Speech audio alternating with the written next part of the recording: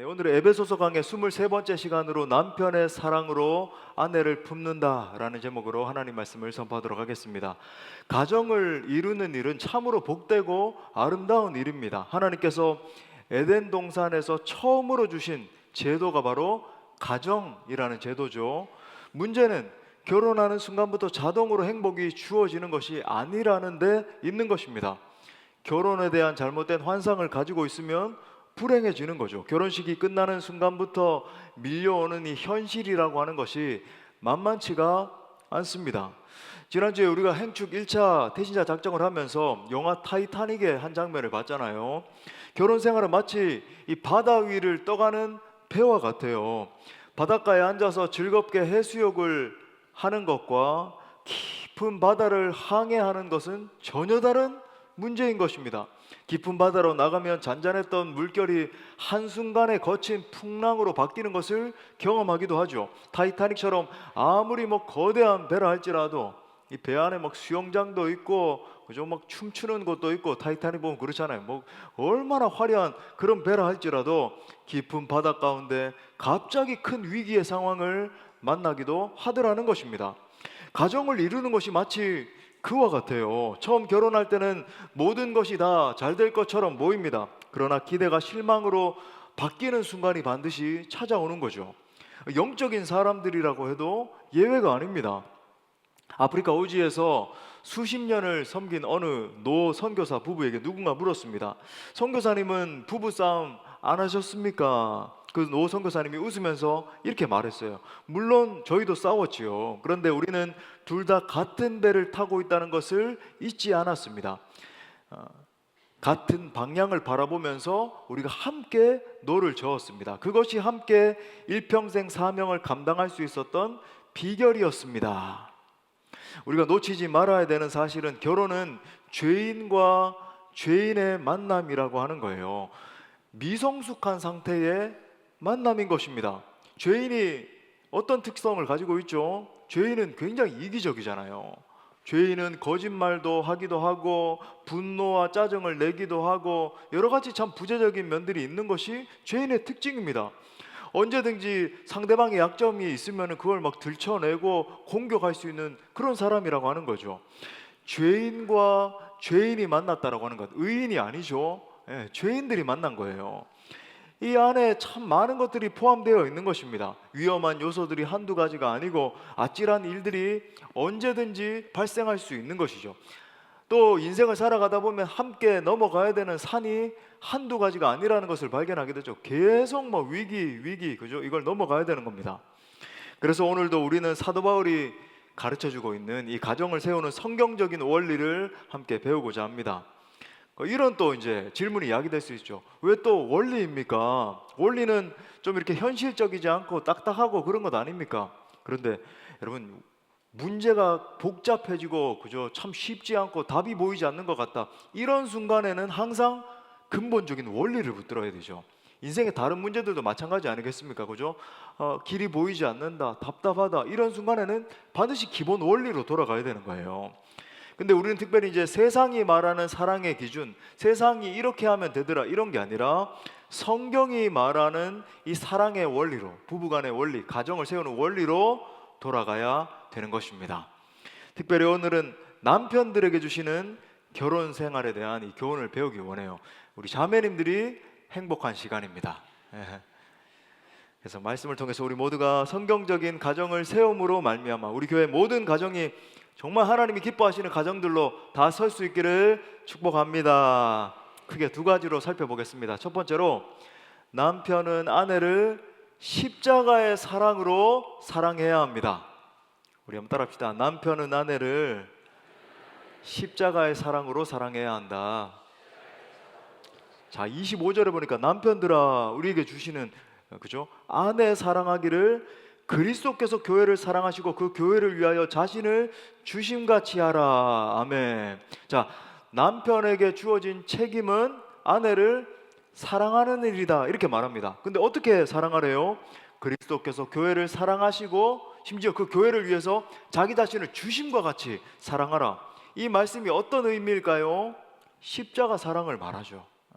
십자가에서 우리를 위해서 물과 피를 쏟으시고 죽으신 그 사랑을 말하는 것입니다. 그리스도께서 교회인 우리를 사랑하신 방식이 무엇입니까? 교회를, 우리가 교회잖아요, 그죠? 교회인 우리를 너무나 사랑하셔서 그 교회를 위해서 자기의 전부를 다 내어주신 것입니다.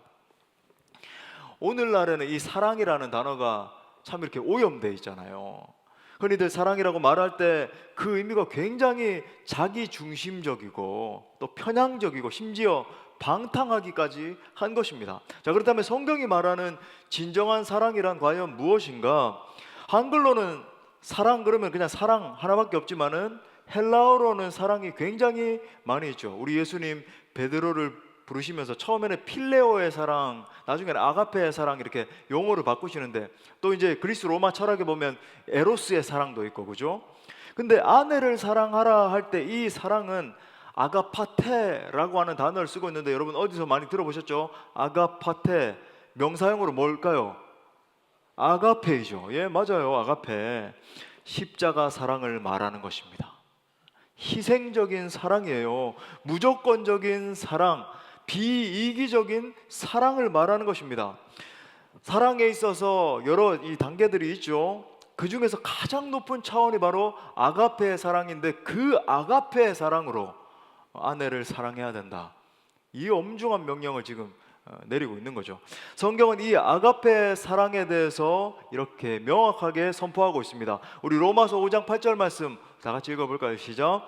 우리가 아직 죄인 되었을 때에 그리스도께서 우리를 위하여 죽으심으로 하나님께서 우리에 대한 자기의 사랑을 확증하셨느니라. 아멘. 우리 예수님을 생각해 보십시오. 예수님은 제자들을 사랑하시되 끝까지 사랑하셨잖아요. 죄는 우리가 졌잖아요, 사실. 영원히 죽어야 되는 대상은 바로 예수님이 아니라 우리입니다, 우리. 그런데 예수님께서 십자가에서 우리 대신해서 죽으신 거죠. 우리를 위해서 희생하신 것입니다. 우리의 온갖 더러운 죄악들에 대해서 그분이 다 짊어지시고 다 책임져 주신 거예요. 이것이 바로 아가페의 사랑입니다. 자, 그렇다면 남편은 아내에게 이 아가페적인 사랑을 어떻게 나타낼 수 있을까요? 하루에 한 열댓 번씩 나는 아가페의 사랑으로 당신을 사랑합니다 이렇게 고백하면 될까요? 물론 이 고백도 필요하겠죠, 그죠? 하지만 여러분, 아가페의 본질은, 아가페 사랑의 본질은 책임지는 것입니다. 우리 한번 따라합시다. 책임지는 것이다. 예, 책임지는 것이 사랑이에요. 예수님이 우리를, 죄인인 우리를 책임지신 방식이 바로 십자가였잖아요. 그런 것입니다. 남편에게 주어진 역할은 책임지는 것이죠. 어떤 남자가 멋진 남자일까요? 임영웅 씨, 그죠? 우리 젊은이들은 BTS, B 이런 사람이, 물론 그런 사람도 멋진 사람이죠. 이렇게 주장하면 어쩔 수 없습니다만, 외모가 뛰어나고 능력이 출중한 사람이 멋진 사람이 아니라 책임지는 사람이 진짜 멋진 사람이에요. 사랑한다고 하는데 책임지지 않는다라고 한다면 그것은 사랑이 아닙니다. 진정한 남자다움은 책임지는 모습으로 드러나는 것이죠. 자신이 맡은 책임을 다하기 위해서 어떠한 희생도 마다하지 않는 것이죠. 경제적인 책임도 마찬가지예요. 물론 가정마다 상황은 조금씩 다를 수 있다는 것은 우리가 이제 함께 인지하면서 생각을 하는 겁니다. 하지만 남편이 아닌 아내가 책임지는 쪽으로 좀 더 기울어지게 되면 남편과 아내의 역할이 바뀌게 되는 것이죠. 그렇게 되면 가정의 기본적인 구조가 깨지는 거예요. 물론 이제 각 가정의 사정이 조금 있습니다. 근데 기본적으로, 그죠? 오늘날 회자되고 있는 이 성 역할에 대해서 저는 말씀드리는 게 아니에요. 근본적으로 누가 더 많은 책임을 져야 되는가, 그죠? 거기에 따라서 가정의 질서가 잡혀지고 굉장히 단단한 가정이 될 수 있다. 저는 그것에 대해서 이야기를 하고 있는 겁니다. 동시에 남자들은 자녀들이 아버지와의 건강한 관계를 형성할 수 있도록 하는 책임을 다해야 됩니다. 오늘날 가정 안에서 아버지의 부재가 점점 더 늘어가고 있잖아요. 아버지가 계시는데 이렇게 생각할 수 있습니다. 근데 아버지가 존재한다 할지라도 그 아버지의 존재가 굉장히 미미해지는 그런 시대에 살고 있어요. 그냥 아버지는 가서 일만 하시는 분이시고 점점 아버지의 존재와 멀어지다가 어느 순간이 되면, 그래서 옛날에 아버지 같은 소설 나왔을 때 아버지들이 그거 읽고 혼자 울고, 근데 이 집에서 이제 아버지를 그거 읽고 공감을 해줘야 되는데 아버지들만 울어요. 그러니까 근데 실제로 아버지가 가정에서 역할을 하면서 그저 좋은 관계를 형성할 때 자녀들이 굉장히 건강한 자존감을 형성하게 되고, 심리학적으로도 그렇게 말하거든요. 예, 자녀들이 어려서부터 아버지와 건강한 관계를 형성하는 것이 신앙적으로도 그렇고 정서적으로도 너무나 중요한 것입니다. 자, 요즘 문화는 이 결혼에 대한 어떤 책임보다 실리를 따지는 문화잖아요. 이렇게 생각합니다. 이 배우자를 만났을 때 내게 도움이 되는가? 요렇게 이제 생각을 해요. 막 계산기를 두들겨 가면서, 그죠? 내가 이 관계 안에서 어떤 유익을 얻을 수 있는가? 아주 위험한 생각이죠. 오늘날 수많은 사람들이 그런 식으로 접근을 하고 그 실력이 안 맞는 것 같으면, 그죠? 아, 이거는 아닌 것 같아.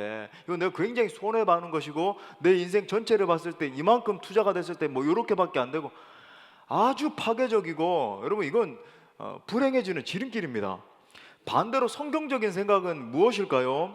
내가 아내에 대한 책임을 어떻게 다할 것인가, 내가 여기서 어떻게 뭔가를 더 얻어낼 것인가, 이게 아니라 내가 내 아내에 대한 책임을 어떻게 감당할 것인가, 내게 하나님께서 맡겨주신 이 자녀들에 대한 책임을 어떻게 다할 것인가, 또 일평생 동안 내게 맡겨주신 이 소중한 가정에 대한 책임을 어떻게 다 잘 감당할 수 있을 것인가, 이것이 바로 남자들이 던져야 되는 질문이라고 하는 거죠. 십자가를 지는 삶은 대단히 거창한 것으로부터 시작되는 것이 아닙니다. 하루 종일 직장에서 일하고 지친 몸으로 돌아왔을 때 집에 계신 분이 계시잖아요. 그죠? 갑자기 그죠? 빨래 해야 된다, 설거지 해야 된다, 쓰레기 비우고 와라 그러면은 바로 그 순간이 십자가를 묵상해야 되는 순간인 겁니다. 예. 이때 자기 자아대로 행하면 어떻게 될까요? 큰일 나죠. 방문 닫고 막 게임 2시간씩 하고 나오면 밥도 없어요. 굶는 겁니다. 예, 그죠? 힘들다고 짜증 부리고 내 마음대로 하면 안 되는 거죠. 내 자아를 깨뜨리고 도울 수 있는 부분을 열심히 도와야 되는 것입니다. 이 희생적인 삶이라고 하는 것이 멀리 있는 것이 아니잖아요. 나의 일상에서 자아중심적인 욕망을 깨뜨리고, 어쩌면 이게 순교적인 신앙일 수도 있는데 계속 반복해서 십자가를 따라가는 삶을 선택하는 것이죠. 그러니까 아가페의 사랑이라고 해서 그죠? 막 갑자기 내가 뭐 이 자녀들을 위해서 막 죽으리라 뭐 이렇게 외치라는 게 아니라 작은 순간마다 책임을 다하는 것이죠. 귀찮은 순간, 뭐 신문이나 보고 싶고 이런 순간이 아니라 내 책임을 다하면서 가정을 돌보고 이끌어 나가고 대화하고, 그죠? 그렇게 하는 것입니다. 자, 그렇다면 왜 책임을 져야 되는가? 그리스도 안에서의 결혼이라고 하는 것은 세상이 말하는 어떤 계약 관계가 아니라 언약이기 때문에 그렇습니다. 계약은 상거래하고 비슷하잖아요. 아, 당신과 내가 이 계약 관계를 맺을 때 뭔가 조건이 맞네. 계약합시다. 근데 조건이 뭔가 안 맞는 것 같아. 이거 사실이 아닌 것 같아. 그러면 계약 파기합시다. 이게 계약이잖아요. 하지만 언약은 이해타산을 따지지 않는 겁니다. 그걸 초월해서 깨어질 수 없는 관계, 내가 먼저 책임지고 희생하는 그런 관계를 말하는 것이죠. 그러니까 여러분, 결혼의 핵심은 언약인 거예요. 우리 다시 한번 따라해 볼까요? 성경적인 결혼의 핵심은 언약이다. 예, 우리 그리스도인의 결혼은 세상의 결혼과 다른 것이죠. 하나님과 또 회중들 앞에서 선언하면서 맺는 언약이다. 이 사실을 모르기 때문에 요즘에 많은 사람들이 한번 살아보고 결혼하자 막 이렇게 생각을 하잖아요. 여러분, 결혼은 한번 해보는 것이 아닙니다. 뭐 살아보고 해보자 뭐 그런 게 아니에요. 만약에 두 사람만의 합의로 이루어진 결혼이라고 한다면은 이 결혼의 어떤 파운데이션, 이 토대 자체가 너무나 참 이렇게 얇으니까 두 사람이 마음 맞지 않으면 깨어질 수 있는 것이죠. 언약은 결혼하는 당사자만으로 이루어지는 것이 아닌 것입니다. 언약이라고 하는 것은 현재와 미래까지 책임을 다하면서 의지적인 그 책임에 대한 결단을 하나님 앞에서 올려드리는 것이죠. 그렇기 때문에 언약은 결혼 생활 가운데 일어날 수 있는 수많은 위기 상황 가운데서도 그 가정을 지켜줄 수 있는 안전망이 되는 것입니다. 만약에 언약적인 관계가 아니라고 한다면 서로 싸우다가 뭐 감정이 막 격해지고 골이 깊어지고 하면은 막 헤어지는 거예요. 이 세상에 얼마나 많은 이 TV 매체들이 뭐 그런 것들을 조장하고 있고 뭐 그런 것들이 당연하다고 하고, 여러분 우리 여기 젊은이들도 많이 있는데 이런 것들에 반복적으로 노출되다 보니까 이게 뭐 당연한 것이냐? 결코 그렇지 않아요, 여러분. 하나님이 원하시는 결혼, 성경적인 결혼, 결코 여러분 이 세상이 말하는 가치와 같지 않습니다. 언약적인 관계는 많은 갈등이 있을 수 있어도 그 갈등 상황 가운데서도 인내하고 품어주고 하면서 오히려 내 자신이 점점 더 성숙해가는 관계가 되는 것입니다. 서로의 약점과 한계를 바라보면서 세상은 뭐 그걸 뭐 비난하고 그저 정죄하고 이런다 할지라도 그게 아니라 조금씩 더 양보하고 또 더 이해해가고 점점 이 포용하는 폭이 넓어지는, 그러니까 결혼 생활을 해가면 해갈수록 또 우리 공동체도 마찬가지죠, 그죠? 나와 다른 사람을 더 포용하면 포용할수록 내 가슴이 넓어지는 거예요. 더 많은 사람을 품을 수 있는 사람으로 성장하게 되는 것입니다. 여러분 잘 아시는 빌리 그레함 목사님도 세계적인 무흥사 아니셨습니까? 예. 그의 아내인 루즈벨 그레이엄은 남편이 1년 중에 무려 3분의 1 이상을 이 세계 선교 때문에 가정을 비웠다 그래요.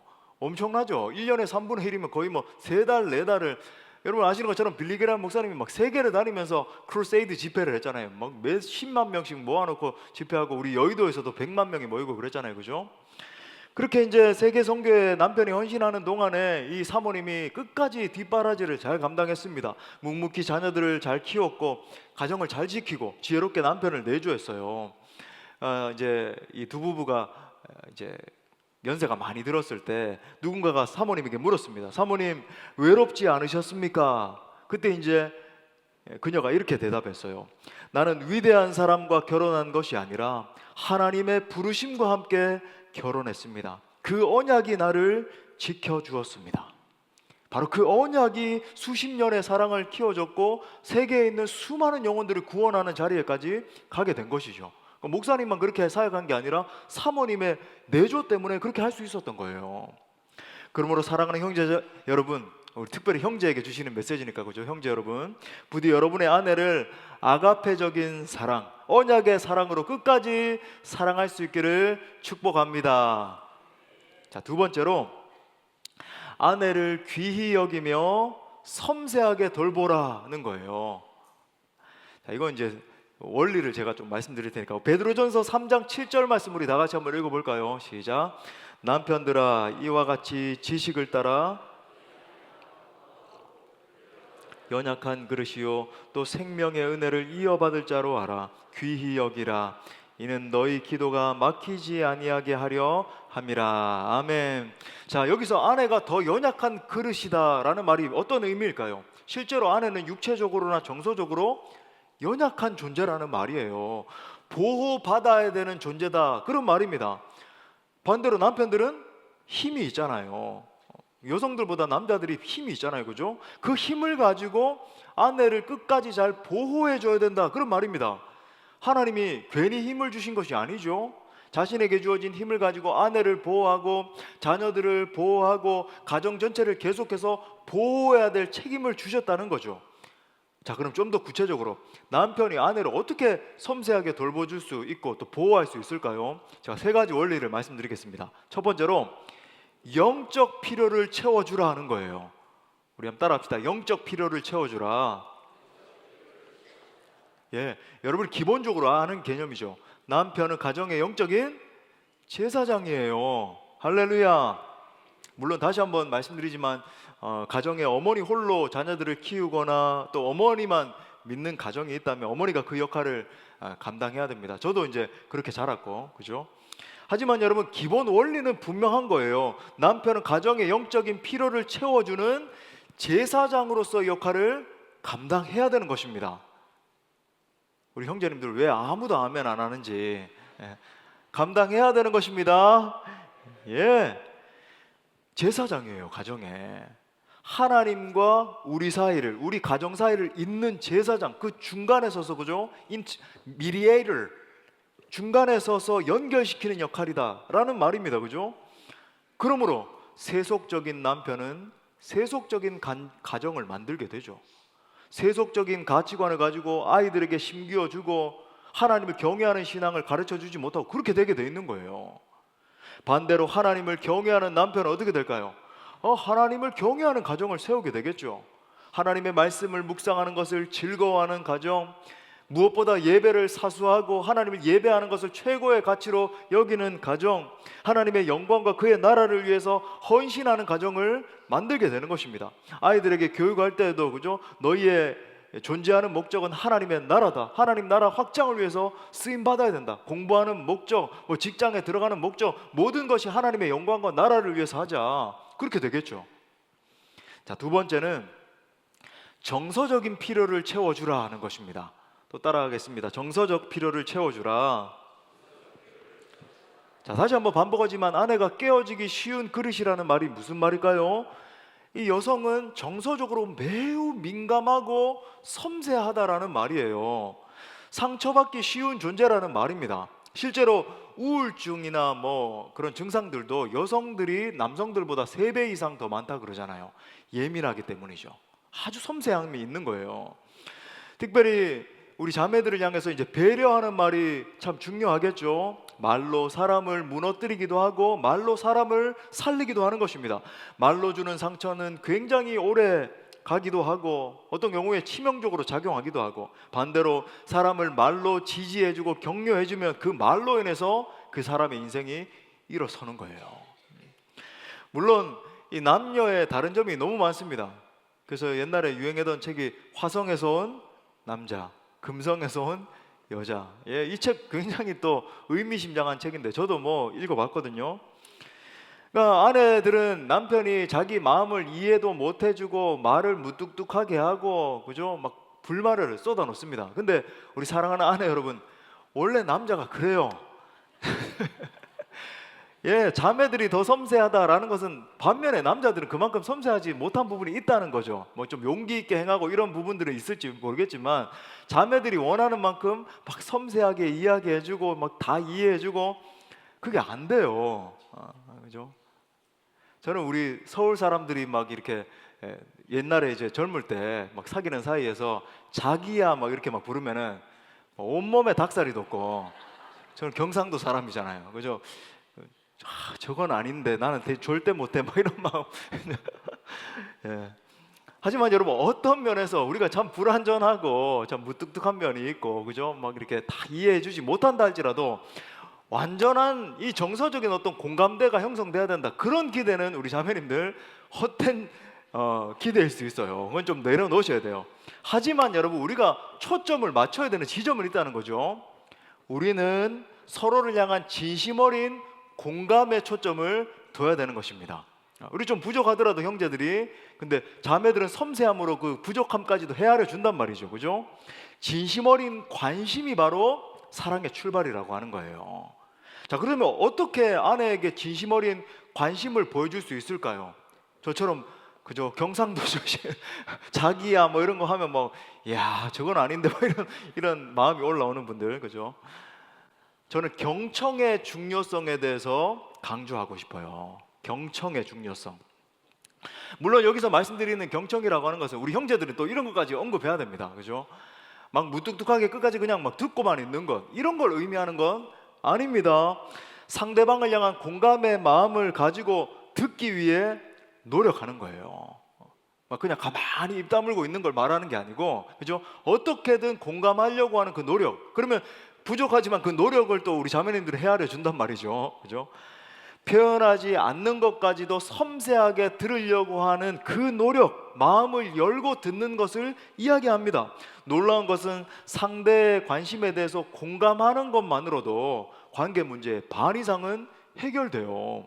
아내들이 정말 원하는 것은 무엇일까? 자신의 이야기를 잘 들어주고 공감해주고 고개 끄덕여주고 그런 것입니다. 막 듣자마자 뭐 누구의 자기야는 또 못하겠다 하면서도 또 한 거에 대해서 후회가 된, 그죠? 뭐 저 달에 참 이렇게 많이 반짝반짝거리네, 그러면 저 가면 온도가 몇 도인 줄 아나? 막 이러면서 우리 형제들은 항상 현실주의적으로 이렇게, 그게 아니라 끝까지 공감해주면서 그렇구나. 여러분, 실제 경청에 대한 노력은 기적을 만들어내요. 한 상담학 교수가 오랜 갈등 끝에 이혼 직전에 놓인 이 부부를 상담하게 됐습니다. 이 교수가 남편에게 이제 한 가지만 부탁을 한 거예요. 이번 한 주간 동안 아내가 무슨 말을 꺼내든지 끝까지 들어주십시오. 대꾸도 하지 말고 반론도 제기하지 말고 그냥 끝까지 들어만 주세요. 일주일 뒤에 아내가 전화를 했습니다. 선생님, 제 남편이 변했어요. 처음으로 제 말을 끝까지 들어주더니 제가 얼마나 외로웠는지를 알았다고 하더라고요. 경청 하나가 부부관계를 바꾸어 놓은 것입니다. 이런 이야기를 들으면 또 어떤 분들은 저는 원래 태어나기가 경청, 공감과는 거리가 먼 사람입니다. 제 성격 자체가 막 이러면서 그런 분들 특징 막 자체가 막 이러면서 하잖아요. 근데 여러분, 이 말은 어떤 의미에서는 핑계일 뿐인 거예요. 상대에 대해서 진짜 관심이 있다라고 한다면 경청하게 돼 있죠. 그 증거가 뭡니까? 연애할 때는 얼마나 상대방에게 공감하려고 노력을 했나요? 그죠? 관심이 깊어지면 감정이입이 일어나는 것입니다. 저 사람의 마음이 무엇인가, 무너진 부분이 무엇인가, 또 어떻게 격려받고 이렇게 세워져야 되는 부분이 무엇인가 섬세하게 들으려고 노력하게 되는 것이죠. 아내가 겪고 있는 아픔이나 문제에 대해서 동일한 마음을 가지기 시작할 때 그 안에서 일치가 이루어지고 치유가 일어나기 시작하는 것이죠. 공감이 생기고 위로가 생기고 치유가 일어나는 것입니다. 사랑하는 형제 여러분, 아내들이 원하는 것은 명품 가방이 아니라 공감하는 거예요. 또 이렇게 말했을 때 우리 자매들 그래도 한 2개 정도는 있어야 안 되겠, 뭐 이러면 또 어려워지는 거죠. 자기 자신보다 상대에 대한 관심을 더 많이 가져주는 것이 이 사랑이라고 하는 거죠. 그러므로 아내를 귀히 여기며 섬세하게 돌보시는 우리 남편들 다 되시기를 축복합니다. 세 번째 원리는 가정의 영광을 위하여 거룩함을 지키라는 것입니다. 또 붙들면서 따라해 볼까요? 가정의 영광을 위하여 거룩함을 지키라. 자, 27절에 보니까 자기 앞에 영광스러운 교회로 세우사 티나 주름 잡힌 것이나 이런 것들이 없이 거룩하고 흠이 없게 하려 하심이라. 아멘. 그리스도께서 십자가에 달리시사 모든 수모와 그저 고초를 겪으시고 희생하신 그 이유가 뭐라 그래요? 교회의 거룩함, 교회인 바로 우리의 거룩함 때문이라고 설명을 하고 있습니다. 여러분, 교회는 그리스도의 신부잖아요. 저와 여러분, 우리는 그리스도의 신부입니다. 근데 여러분, 신부 다음은 무엇으로부터 비롯될까요? 거룩함이죠. 정결함, 순결함이에요. 거룩이 생명인 것입니다. 신부가 이렇게 볼 때, 겉으로 볼 때는 뭐 너무 예쁘고 아름답고 뭐 최고의 드레스 입고 한다 할지라도 정절을 잃으면 끝인 거예요. 마찬가지로 가정의 영광스러움은 거룩함에 있는 것입니다.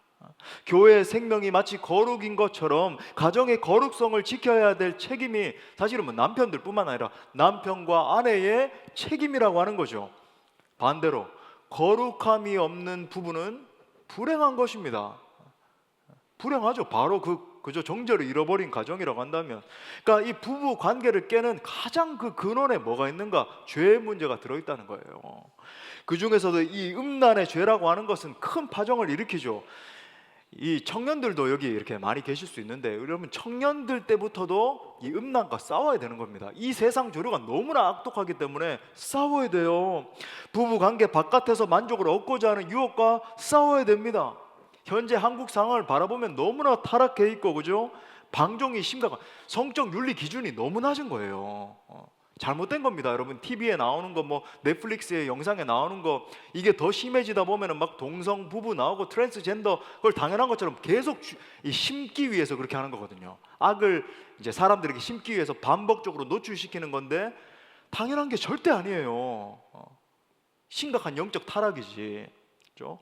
성경은 부부관계 바깥에서의 성은 허락하지 않는다는 것을 사랑하는 여러분 기억할 수 있기를 바랍니다.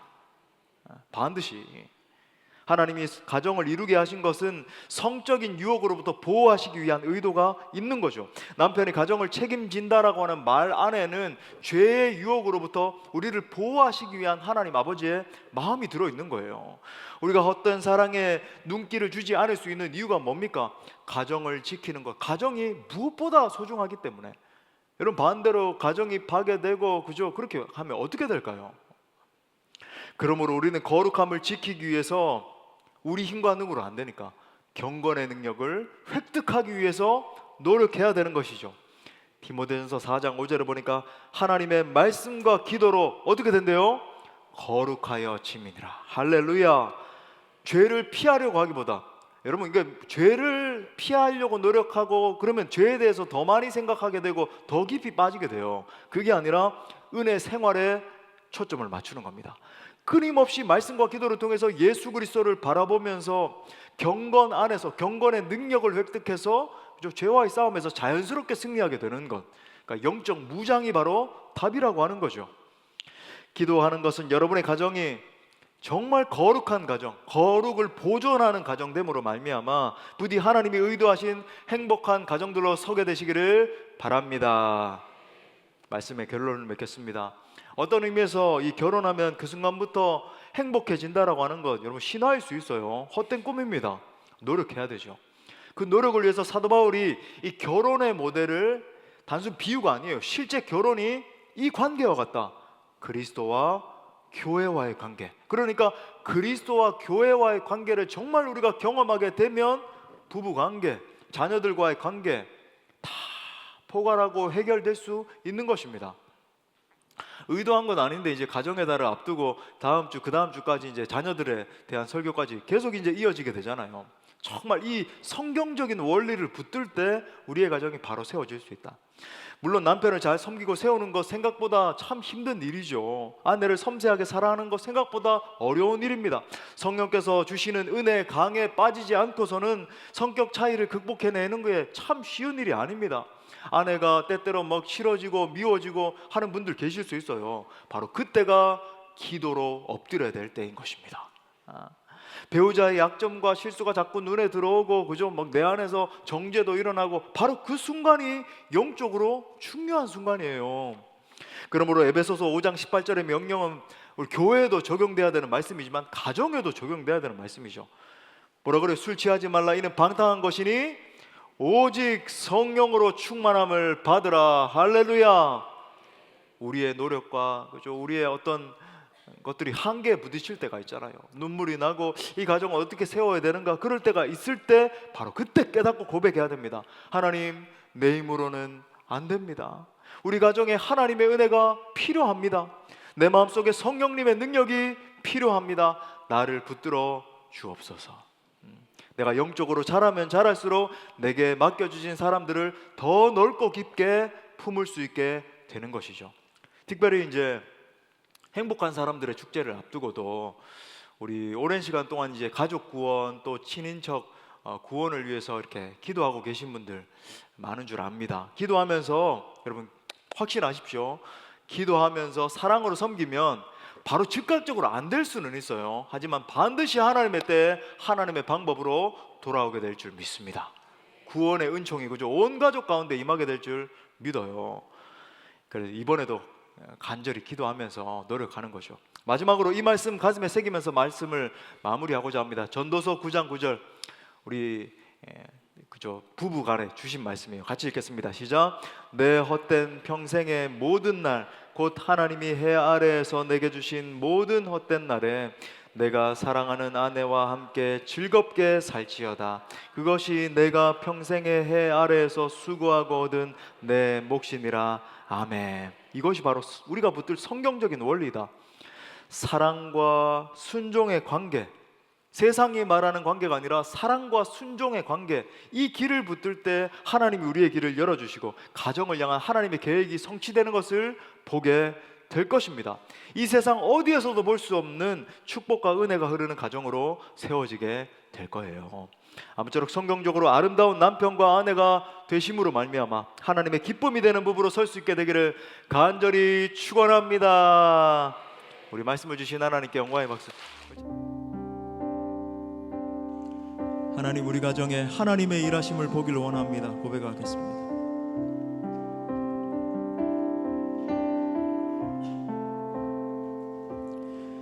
날이 저물어 갈 때 빈들에서 걸을 때 그때가 하나님의 때에 내 힘으로 안 될 때 내 힘으로 안 될 때 빈손으로 걸을 때 내가 고백해 여호와 이래. 날이 저물어 갈 때 고백합시다. 날이 저물어 갈 때 빈들에서 걸을 그때가 하나님의 때요. 그때가 하나님의 때. 우리 가정 가운데 주의 은혜가 필요합니다. 내 힘으로 안 될 때 빈손으로 걸을 때 내가 고백해 여호와 이래. 주님이 일하십니다. 주가 일하시네. 주가 일하시네. 주께 아끼지 않는 자에게 주가 일하시네. 주가 일하시네. 신뢰하며 걷는 자에게. 우리 모인 이곳에 주님 함께 계십니다. 우리 모인 이곳에 주님 함께 계시네. 누리네 아버지 은혜. 적은 떡과 물고기 적은 떡과 물고기 내 모든 우리 가정이 이렇게 모두 고백해 여호와 주가 일하시네. 고백합시다. 주가 일하시네. 주가 일하시네. 주께 아끼지 않는 자. 우리 가정에 주님 일하여 주옵소서. 주가 일하시네. 주가 일하시네. 신뢰하며 걷는 자. 주가 일하시네. 주가 일하시네. 주가 일하시네. 주께 아끼지 않는 자에게 아멘. 주가 일하시네. 주가 일하시네. 신뢰하며 걷는 자에게. 이 시간 성경적인 가정을 세우기 위해서 우리 함께 기도하기를 원합니다. 특별히 하나님께서 나를 거룩한 남편으로 세우셨음을 기억하며 내게 주신 아내를 그리스도의 사랑으로 품겠다고 결단하며 기도합시다. 예수 그리스도께서 교회인 우리를 품고 사랑하신 것처럼 끝까지 사랑으로 가정을 세워나갈 것을 위해서 기도해요. 나아가 여기에 있는 우리 모두가 성도로서 맡겨진 가정을 사랑과 지혜로 섬기며 나아갈 것을 결단하며 기도합시다. 함께 기도할 때 사랑의 주님, 우리 가정에 주님의 충만한 사랑을 부어주시사 가정 안에서 그리스도의 사랑을 더욱 충만히 경험케 하여 주옵소서. 상처 입은 마음들이 치유되고 무너진 관계가 회복되는 역사 일어나게 해주십시오. 맡기신 남편과 아내, 자녀들이 예수 그리스도의 사랑으로 세워지게 하여 주옵소서. 그래서 우리 가정 일평생 하나님의 영광을 위해서 쓰임받는 가정 될 수 있도록 사랑으로 인도하여 주옵소서. 우리 다 함께 통성으로 기도합시다. 오 주님이여, 이 시간 간절한 마음으로 기도하며 나아갑니다.